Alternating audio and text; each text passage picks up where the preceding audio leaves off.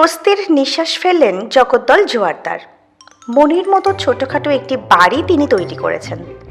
এইবার মনের মতো এক ঘর ভাড়াটে পেলেই তিনি খুশি। সারা জীবন খেয়ে না খেয়ে একটি একটি করে পয়সা জমিয়ে জগদ্দল বাবু এই ছোটখাটো বাড়িটি একটি নিরিবিলি অঞ্চলে গড়ে তুলেছেন। এ বাড়ির প্রত্যেকখানি ইট তার বুকের পাঁজর। নিচে দাঁড়িয়ে থেকে আগা গোড়া মিস্ত্রি দিয়ে তৈরি করেছেন এই বাড়ি। কোনো ইঞ্জিনিয়ারের সাহায্য তিনি নেননি, সেই জন্য তার গর্বের সীমা নেই।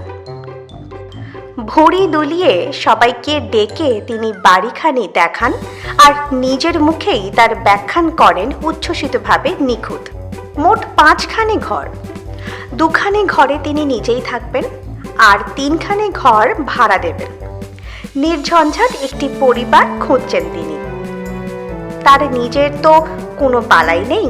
তিনি স্বয়ং আর তার 2টি ছেলে, একজন চাকরি করে আর ছোট ছেলে স্কুলে পড়ে। সম্প্রতি আবার চাকুরে ছেলেটি অন্যত্র বদলি হয়ে গেছে, কাজেই রইলেন মাত্র 2টি প্রাণী।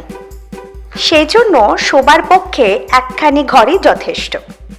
আর একটি বাড়তি ঘর রইল বৈঠকখানা হিসেবে। অবশেষে অনেক খোঁজাখুঁজির পর ছোট এক ঘর ভাড়াটে জুটল।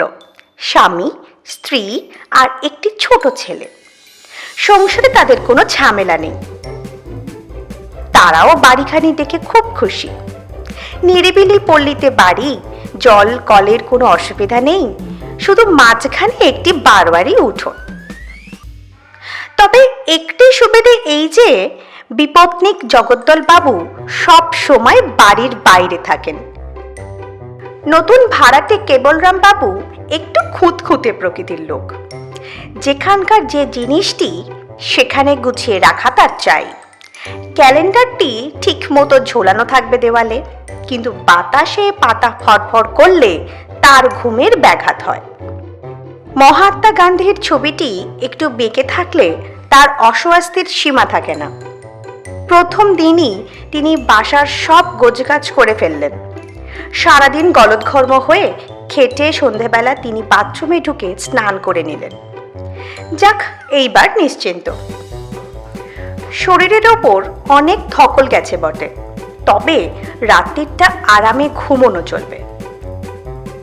তাড়াতাড়ি যা হোক ভাতে ভাত দিয়ে রাত্রিরের খাওয়ার পাট চুকিয়ে ফেলে কোলবালিশটি টেনে কেবলরাম বাবু আরাম করে বিছানায় গা গড়িয়ে দিলেন। কেবলরাম বাবু একটু নিদ্রাবিলাসী মানুষ। একটু কম খেলেই বরং ভালো থাকেন, কিন্তু রাত্রিরে না ঘুমিয়ে তিনি থাকতে পারেন না। নিরিবিলি নির্ঝঞ্ঝাট মানুষ, কিন্তু ঘুমটা চাই একটানা। রাত্রিরে কোনো কারণে ঘুম ভেঙে গেলে তার মেজাজ সপ্তমে চড়ে যায়, সারাদিন হাই ওঠে। অফিসের কাজে মন বসে না, কেবলই মাথা ঠুকে যায় টেবিলের ওপর। এহেন ঘুম কাতুরে কেবলরামবাবু তো কোলবালিশ টেনে শুয়ে পড়লেন। নতুন ঝকঝকে বাড়ি, ইঁদুর আরশোলার উৎপাত নেই, মনে মনে আশা আছে ঘুমটা ভালোই হবে। সাধা নিদ্রা সহজ পথেই এসেছিল, কিন্তু রাত দুপুরে হঠাৎ বাঘ ডাকে কোথায়। আচমকা কেবলরাম বাবুর ঘুমটা কাঁচের বাসনের মতো খান খান করে ভেঙে গেল। তাই তো, পাশের ঘরেই বাঘ ডাকছে। ছিঁড়ে ছেঁড়া ধনুকের মতো তিরিং করে লাফিয়ে উঠলেন তিনি। না না, আর দেরি করা নয়, বাড়িওয়ালাই তো ও ঘরে শুয়ে আছেন। শহরতলের একান্তে বাড়িখানি, আজকালকার দিনে কিছুই অসম্ভব নয়। হয়তো সুন্দরবন থেকে একটা বাঘ ঢুকেছে ওই ঘরে। ভদ্রলোকের ভাগ্যে কি হয়েছে কে জানে। না না, কোনো মতে দেরি করা উচিত হবে না। কোনো কারণে কাঁচা কোঁচা সামলে নিয়ে নিজের ঘর থেকে বেরিয়ে এলেন কেবলরাম বাবু। তারপর জগদ্দল বাবুর বন্ধ দরজায় ধাক্কাতে শুরু করলেন। ও মশাই, শিগগিরই উঠুন, ঘরের ভেতর বাঘ ঢুকেছে, একেবারে জ্যান্ত বাঘ মশাই। কি মুশকিল, ভেতর থেকে কোনো সাড়াই পাওয়া যায় না। তখন মরিয়া হয়ে কেবলরাম বাবু চেঁচাতে লাগলেন।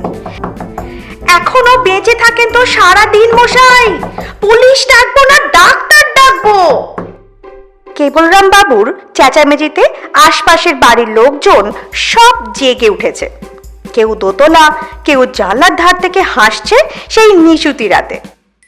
শেষকালে এক বুড়ো ভদ্রলোক দয়াপরবশ হয়ে ওকে জানালেন, ও মশাই, আপনি পাড়ায় নতুন এসেছেন, তাই ভয় পেয়েছেন দেখছি। ও বাঘটা কিছু নয় মশাই, স্রেফ জগদ্দল বাবুর নাকের ডাক। আগে হ্যাঁ, নাকের ডাক। রাত্রিরে ডাকে কিনা?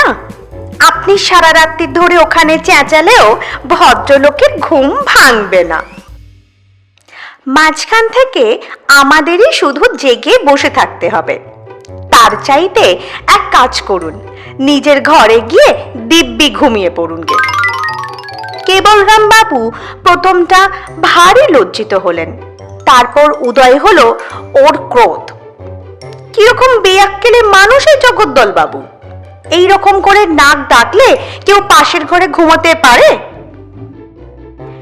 একবার ভাবলেন পুলিশ ডাকবেন, কিন্তু ভেবে দেখলেন তাতে আরো বিপদে পড়বার সম্ভাবনা আছে। From frying pan to fire? না, রাতটা কোনো রকমে কাটুক। এই বাসায় তিনি আর একদিনও থাকছেন না। 2 মাসের ভাড়া আগাম দেওয়া আছে ঠিকই, তা যাক, সে টাকা জলে।